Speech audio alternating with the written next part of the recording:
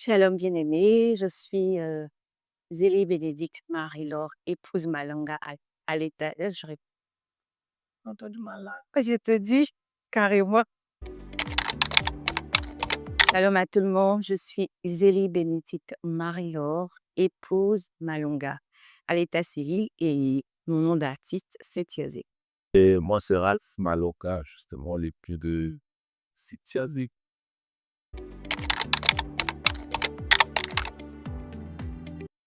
Alors, l'hôtel de ta grâce ou l'hôtel des grâces, c'est un temps d'adoration. On a pu faire un temps de rencontre, vraiment de partage, un temps où le peuple de Dieu se rassemble pour adorer le Seigneur.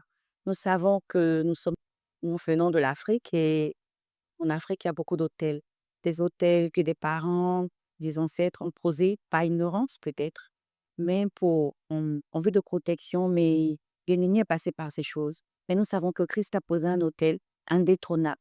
Et cet hôtel-là nous donne la grâce, la faveur, le bonheur, le mariage. Alors nous venons devant cet hôtel rappeler que Christ est mort à la croix pour.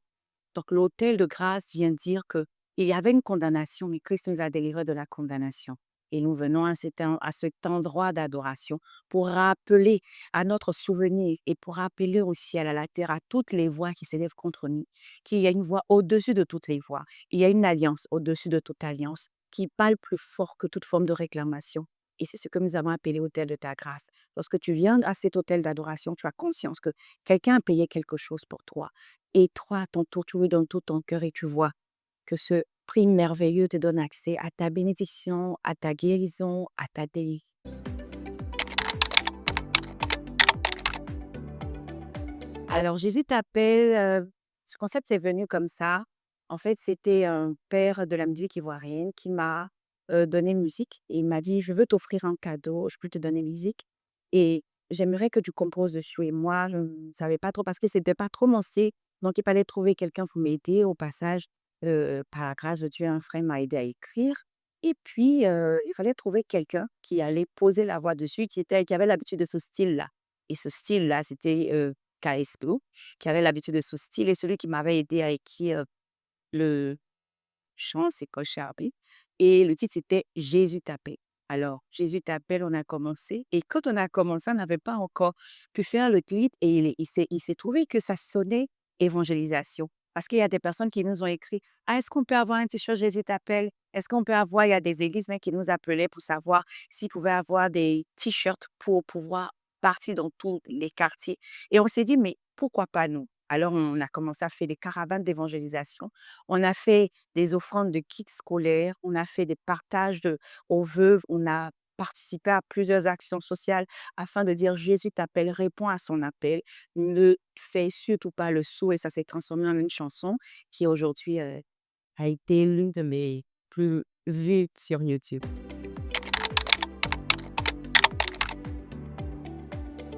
Alors après mariage, je bénis Dieu des chats, mon merveilleux époux, j'ai rencontré à Abidjan parce que lui, il n'est pas ivoirien, il est congolais. Tu es congolais. Les Congolais, je l'ai rencontré et c'est aussi un adorateur, un coach. Et par la grâce de Dieu, nous nous sommes mariés le 7 décembre et dans la continuité de ce que nous faisions déjà, parce que lui, depuis Brazzaville, il coachait déjà, il chantait déjà, il adorait déjà, il a participé à plusieurs heures musicales et il a servi dans l'église, et moi et Calport, étant artiste gospel, servant dans l'église, étant coach, et il y a une école, on s'est mis ensemble.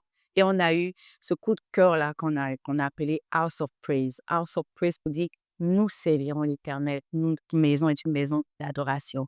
Voilà. Worship Academy, justement, c'est une école internationale des chantres. Voilà, répondant un peu aux besoins cruciaux qui existent aujourd'hui dans l'Église. C'est-à-dire, on a plusieurs coachs vocaux, coachs de voix. Nous-mêmes aussi, on fait dans le coaching vocal. On a plusieurs écoles de formation vocale, mais on a très peu d'écoles où on forme les gens baptistères des chantres. Et c'était vraiment un battement de cœur mon épouse et moi. L'école existait déjà, Ouais.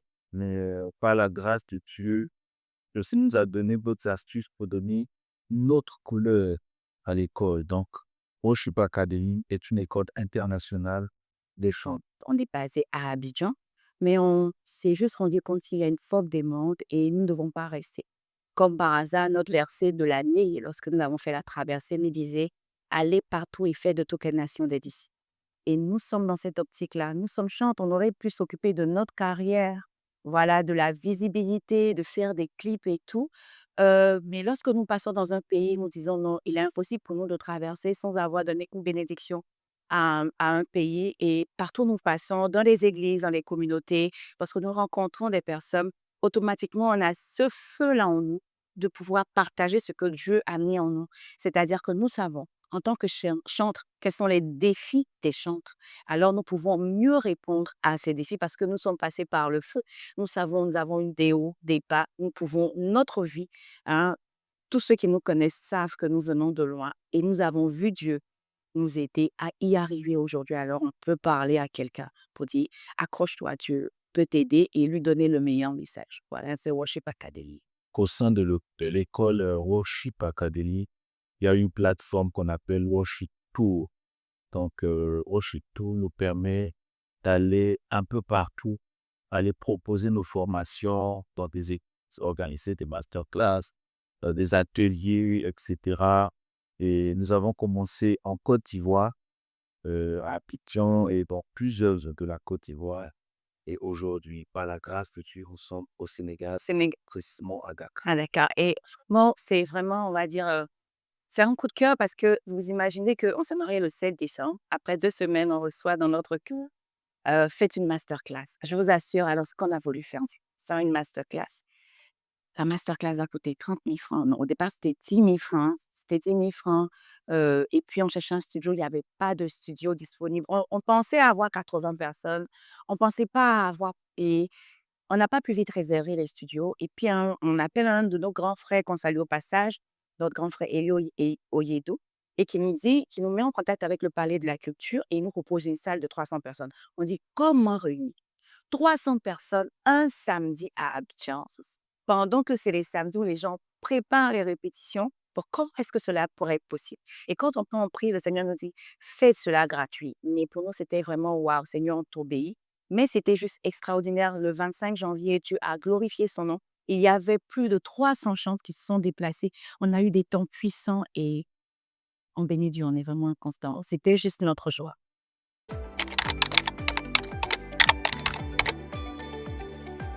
Bon, masterclass Dakar, à la base, c'était monté plus après le mariage. On était censé venir au Sénégal pour se ressourcer un peu. Et peut-être l'une des termes. Donc, moi, j'ai à mon avis, est-ce que Intéressant. ça serait pas intéressant de partager un peu de notre expérience au chantre, justement, au niveau de Dakar? Donc, d'où nous est venue justement l'idée d'organiser une masterclass à Dakar. Oui. Et on le met justement D'orienter, en tout cas de motiver, de booster. On sait combien de fois c'est pas facile. Alors, on vient donner notre expérience, partager, faire un salon d'adoration, partage d'expérience, voilà, pour pouvoir communiquer quelque chose. Parce que la Bible dit ceci, et la Bible déclare que lorsque les enfants de Dieu se rassemblent, la bénédiction coule et elle coule en abondance. Alors, nous croyons que lorsque nous mettons ensemble, que nous avons ce salon d'adoration-là, nous avons ces moments de partage-là, Dieu est glorifié et nous disons merci à tous nos partenaires. Si on peut les citer, si c'est possible. Voilà, on va dire vraiment merci d'abord au premier partenaire qui est House of Praise parce que c'est la maison d'adoration. On peut dire merci à l'Église Temple des Nations Assemblée de Dieu, vraiment parce qu'ils ont été prompts à nous offrir à ce qu'on fait, ça qu'on recevoir et on bénit Dieu parce que c'est pas évident. On vient comme ça, nous savons que toutes les églises ont déjà une organisation, donc vraiment que Dieu les bénisse abondamment. On bénit Dieu pour le groupe Morija, le groupe de louange de l'église, parce que ils ont été vraiment, ils sont des partenaires sûrs. On bénit Dieu pour Yemba.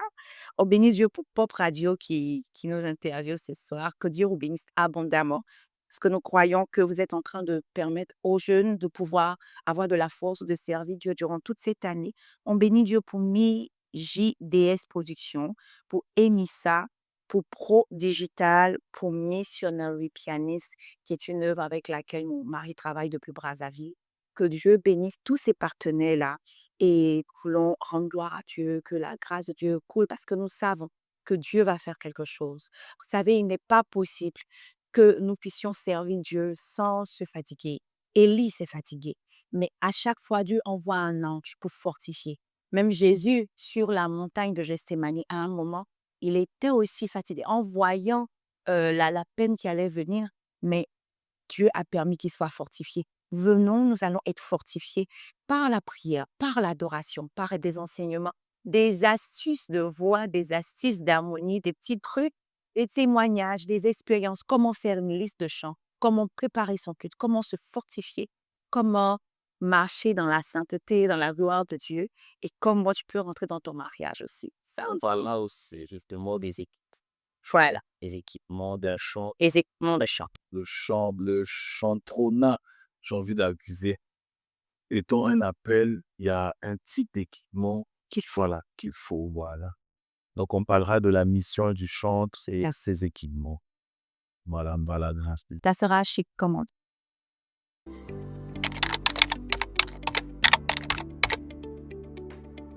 Alors, ce que je pourrais donner comme conseil aux ouvriers, c'est de vraiment chercher Dieu. Parce que le ministère que nous exerçons étant un ministère spirituel, notre vie n'aurait d'impact que si nous cultivons l'art de chercher Dieu. Voilà.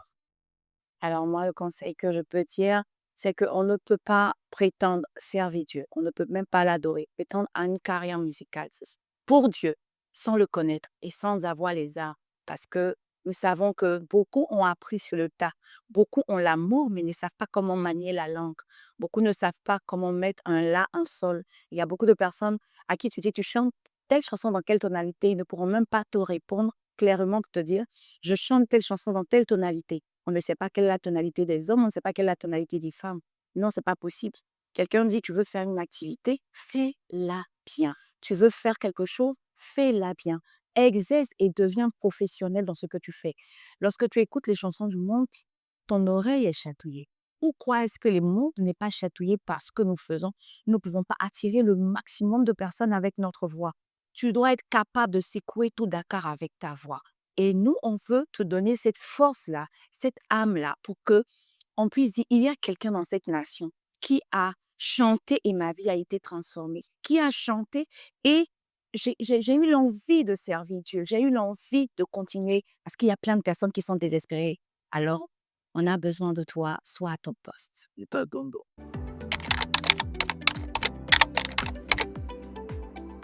Nous vous attendons massivement de dimanche 23 à l'église Assemblée de Dieu, Temple des Nations, pour un moment extraordinaire, un moment inoubliable, qui est ce moment marquera ce peuple de depuis du nouvel espoir et sans ton ministère. Clairement, clairement.